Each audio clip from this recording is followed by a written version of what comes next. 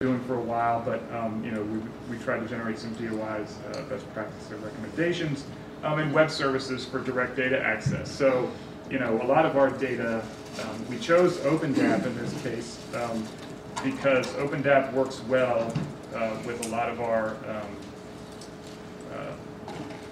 it works well with HDF data, or at least it's the tool out there that works the best with HDF data at the time. And so we focused on trying to implement and instantiate that, across all of our data centers, and also to address some of the performance and functionality issues that were on the table, but nobody had ever had the resources to kind of address in any real way. And then try to implement. And then we participated in some OGC test beds, and we currently are as well. And then to implement these sort of metadata and data services improvements at the DAC. So one of the issues that we had at our data centers is that the instantiation of all these things was kind of uneven. It's the sort of, nobody really wanted to admit that, but we didn't have, not all the data centers had all their data registered in DOIs, or we said, oh, we have this central metadata repository, but not everybody was really consistently feeding it, and we certainly didn't have web services instantiated in any common way across the data center. So we're still not there yet, but we're driving towards that. And also to have them submit their imagery to GIBS, which are Global Image Browse Service, to identify data sets where, hey, I can create a visual parameter out of this, I can tile it, and I can send it to this central repository where users can sort of browse it in context with other things. So all this has been really good. I mean, the Betty project has been great. We've been working on it for 2 or 3 years, but we still would like to be able to do more, specifically to change the kind of search order download paradigm. So I mean, this is sort of very 1990s, and we're still in this mode a little bit. Like I said, we're evolving into new realms. This hasn't really gone away. We're trying to get people more in the mindset of using data services, using the data in place, make it so they can, get their map or graph or analytical results. That's the manner in which they interact with the system, as opposed to saying, oh, here's the data I want. Let me pull hundreds of terabytes of data over to my site, and I'll do what I want with it. That's just because I think a lot of it is this is how people are used to doing it. It's how their workflows, are currently, how they've been set up, and we we're kind of trying to gently steer them. Hey, there's a better way. I don't want a better way. I want the way I know. So we get a lot of that. So a lot of it's inertia. Again, is a very powerful thing. But as younger generations come up, I think we're going to evolve into this a little bit away from this model, but it's going to take some time. And create a stack of incrementally more abstract services on the data that are based on these sort of common interoperable standards. So for example, you may have a power user that wants to get the data itself. How do I, just let me see the data and I'll do what I want with it. That's at one end. And then the other end of the spectrum will be, the land use planner who's sitting in front of his GIS tool, and he doesn't need to know or care where the data is or whatever. He just says, oh, I need to see, this parameter, I need to see NDVI for this time period across my site here. Boom, he clicks a button and, it pops up in his GIS tool. This is somebody who doesn't need to be an expert in the data necessarily, or have to spend a lot of his time figuring out how to manage or use it. So can cloud technology help? So this is the other area I wanted to address here. Yes, we think it can, and we're doing a lot to sort of explore this space.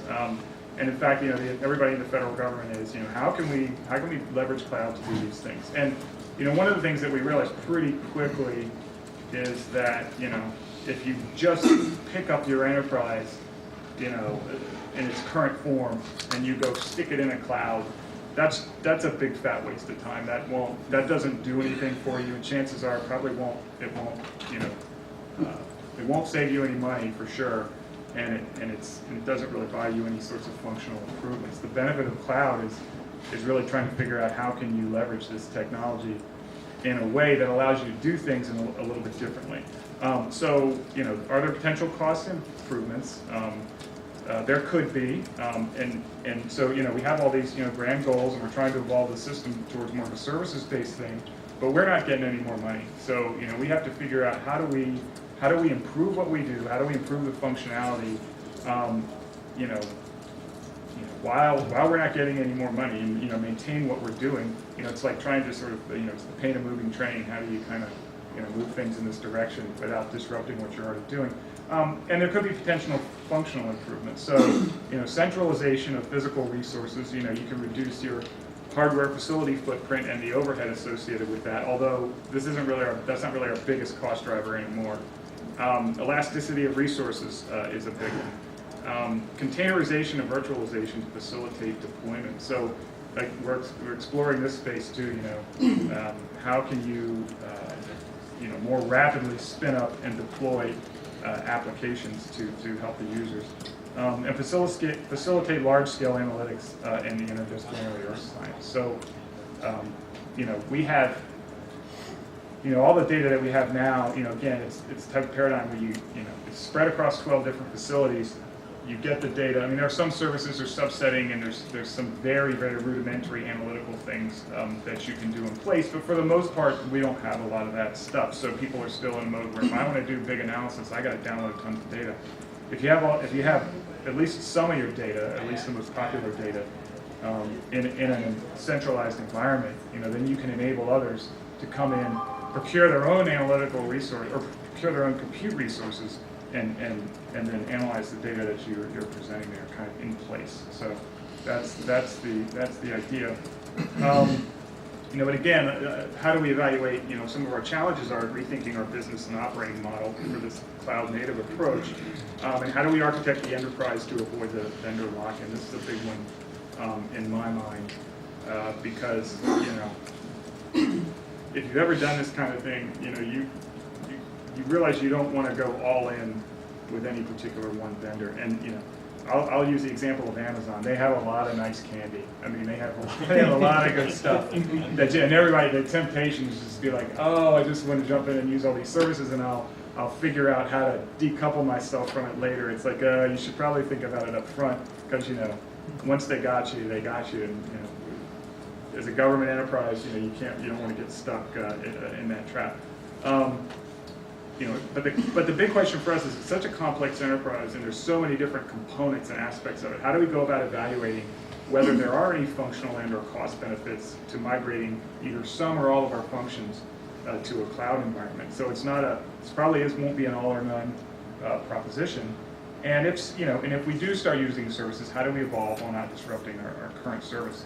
So this is kind of a map of some of the prototypes going on. So what we back up a little bit. One of the things that we've done is we've spun up a multitude of different little prototype projects to try to explore some of these questions for the various functional areas that we have. So the graphics not showing up terribly well. These things have better boundaries around them on my laptop. But up here you can see, we have the archive and distribution area, which I mentioned.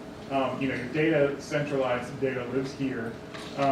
Then over here we have sort of our centralized services, which are, like I mentioned, the image repository, the metadata repository, and then the client that searches the metadata repository. So the idea being that you have end users here, and can we provide them an analytical support toolbox? So with respect to data, is there, can we optimize the storage for people to do large-scale analytics? So look across entire missions, 10 to 15 years of data for a particular parameter in a multiple mission. That's really hard to do right now. And any place that you see, well, most places that you see, any of these arrows, I think are right for, again, open standardized interfaces. So, in theory, if you have that, then you can architect your system in such a way where maybe some components of the enterprise can live in the cloud, maybe some don't, maybe the whole thing does, maybe none of it does. But having it componentized like this, based on sort of standard interfaces and APIs, means that it gives you the flexibility to move back and forth between different realms. You can do some things that, in a hybrid, environment. You can have an on-premise cloud. You can burst out to the cloud. It may make financial sense to pick up this function and move it to the cloud, or maybe I need to move it back now. So if you have your system architected in that way, it really buys you a lot of flexibility. So I'm just going to go over very quickly some of the, 2 minutes. Oh wow, okay. So, oh wow, I have been babbling. Sorry. Some of the prototypes that we're doing. So in the archive and distribution space, we have an edge server. One of our facilities in Alaska is working on a project to have like a multi-tiered storage where they're in Alaska, so it's difficult to get their data out to the continental U.S. So they wanted to set up a web object store in the continental U.S.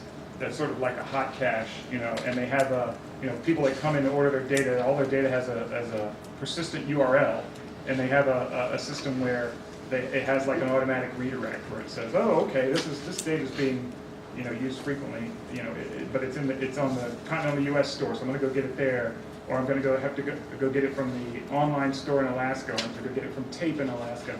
The user never has to know or care about that. So that's the other one I wanted to emphasize, the ingest, archive, and management prototype. We have to build a system, a cloud-native ingest and archive system in the cloud. NISAR preparatory prototype. NISAR is a mission coming up that has,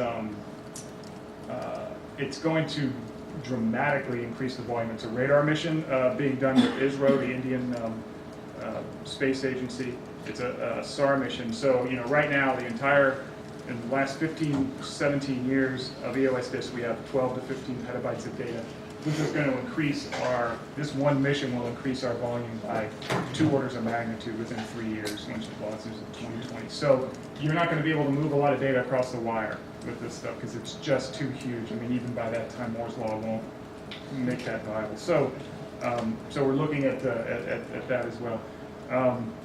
Analytics prototypes, systems and tools to allow people to do their analysis in the cloud in a way where we provide the data, and maybe we provide you with a couple tools, but you procure the resources yourself, or the compute resources to do the analytics. Application hosting, we have the search client. We're working on the metadata repository. Code Collaborative is just a code sharing thing that we have. And this the general application platform. This has been one of our biggest challenges with moving to the cloud because, especially for public-facing applications, because NASA has a whole ton of security requirements and things that you have to spin up. So we took about 1.5 years to work with NASA Security and Amazon to try to get a hardened VM that meets all the NASA security requirements that allows somebody to host an application, a public-facing application in a cloud environment that has NASA data behind it. So that was actually a major effort. So as you can see, that's a lot of stuff. And in true NASA fashion, we decided to projectize this. So we're moving kind of in these directions. We have sort of a multi-phase project. It's actually one up there, 2, 3. Ingest, archive, distribution. Then we'll be evaluating the cost of business models, of course, IT security, and then consider how we move into the cloud. And these are just the various success paths, that I mentioned earlier that we'll be looking at. So after we get done with these prototypes, we'll be evaluating the results and decide, okay, do we go full-scale deployment? Do we do partial deployment? Do we not do any of it? Or I think number 4 is probably most likely. We'll need to do some more prototyping. I'm sure the prototypes will just raise a lot of questions. So we'll see what the results are at the end of all of our prototyping things. So that was all I had. Like I said, we're working on multiple fronts to sort of improve these interoperabilities and services, and I just wanted to highlight some of the things we're doing in this space with OSTP and with cloud. Thanks, Chuck.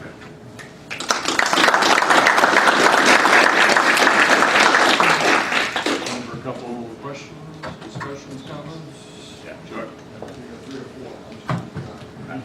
Ask George. I'm here all day. Okay, so first question is there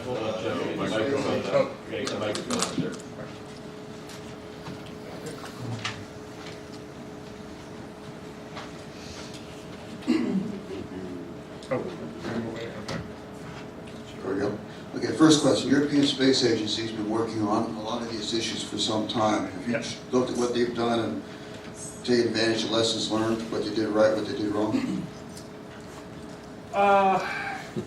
That's a complicated question. So The short answer is yes. Okay. But we have, and actually I personally haven't been involved in the relationship with ESA, but some of the high-level folks in our program, program executive and project manager at ESDIS, are both in very regular contact with ESA. So they know, they're aware of the things that ESA is doing. Yeah. So they have actually built quite a bit out, but they've been doing it for a long time, so some of it's older technology. Right. Just an opportunity to take advantage of. Yeah. Second question. It strikes me that a lot of the Earth observation processing is massively parallel. Supercomputing-based massively parallel processing on pixels, basically. Could be. Depends on what you're doing. Okay. The data production part, less so. The analytical part, a lot of it probably is, yes. So it seems to me that that would be a good candidate to migrate to a big table type architecture. I was wondering if you've given any thought to that. Yeah, so this is actually one of the things that we're starting to kind of explore, you know, for example, because all of our data now is organized, it's file-based, it's HDF file-based, and in most cases it's organized by